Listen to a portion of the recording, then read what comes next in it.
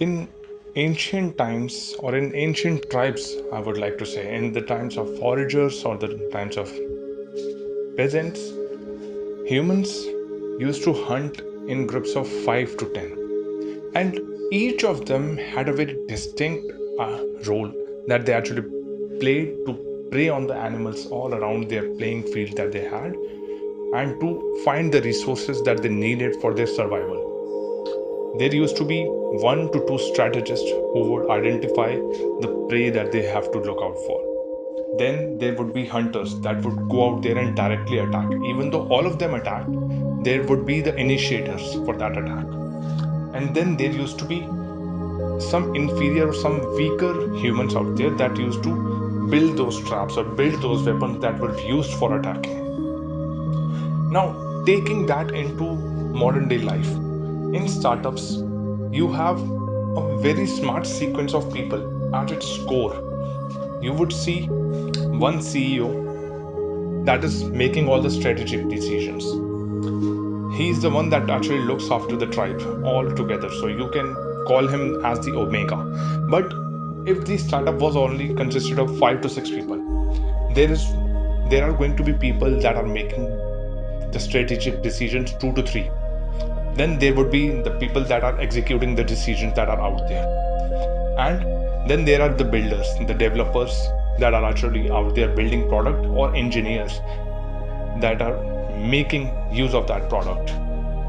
So it actually led me to a very much fundamental realization.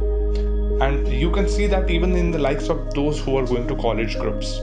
In college groups, whenever there's an announcement for an assignment or group project work, you would see there are few people who are very good at something. They are focused and they cluster together to form this group, essentially, where one would be the decision maker in the group. Then there would be 2-3 people who will be executing on the decisions that have been made. And then there would be the builders that actually provide that creative or analytical insight into what the product would at the end would look like.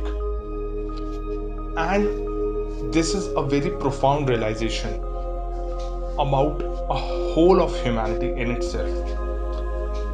Humans to this date still work together as a tribe or as a very short, small community, and they move around till they find the maximum compatibility.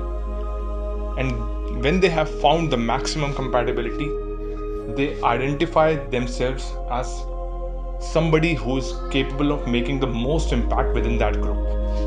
And when I come to say that there is some sort of a compatibility, meaning when you are in college, you are making college projects. When you are in a startup or in a company, you are out there doing actual work. Maybe you are dealing with the likes of customer. Maybe you are working on the back end for the website. Maybe you are working on the back end of the product. Maybe you are on the back end of the marketing.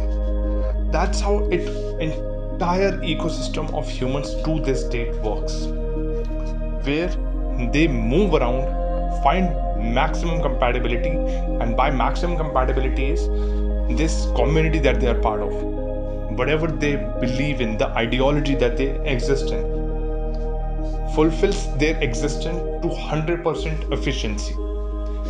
And once that efficiency is 100% achieved, they wish to be differentiated themselves from that group in itself, so that they can be the one who can say that they made the most impact. Every organization in this world works like that. If you were to look at cluster of all these groups, communities, you will see similar patterns everywhere.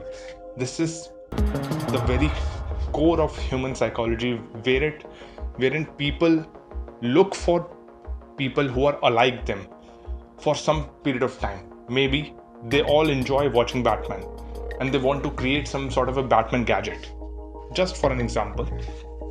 So they will find the one who are most devoted to the likes of Batman and what they want to contribute. Once the group is formed, the coalition is formed, they have identified successfully as a separate community, separate ideology that forms on that ideology. Then they will differentiate within them, within the group, to become the one that has the most impact in itself. And this is how leaders, workers are identified. Even if you were to look at the Hindu caste system today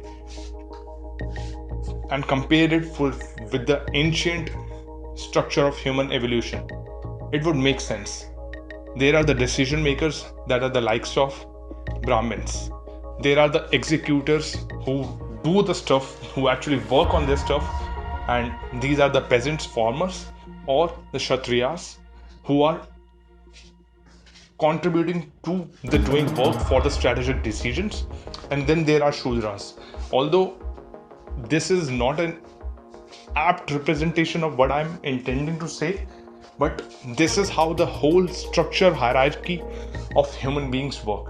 Humans are inherently bounded to some sort of a hierarchy formation, and once they achieve that, they wish to achieve the maximum efficiency throughout their entire life.